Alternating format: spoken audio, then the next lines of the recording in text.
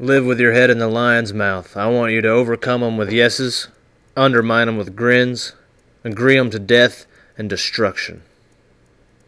That's what he told me. My grandfather, that is. It had a tremendous effect on me. I could never be sure of what he meant. Grandfather, you see, was a meek old man who never made any trouble. Yet on his deathbed, he called himself a traitor and a spy. And he had spoken of his meekness as a dangerous activity.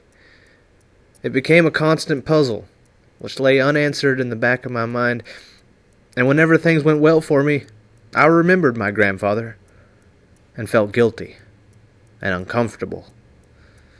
It was as though I was carrying out his advice in spite of myself. And to make it worse, everyone loved me for it. I was praised by the most lily-white men of the town. I was considered an example of desirable conduct, just as my grandfather had been.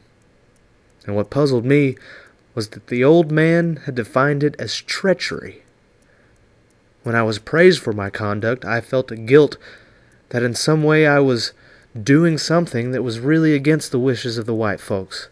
That if they had understood what I was doing, then they would want me to act just the opposite.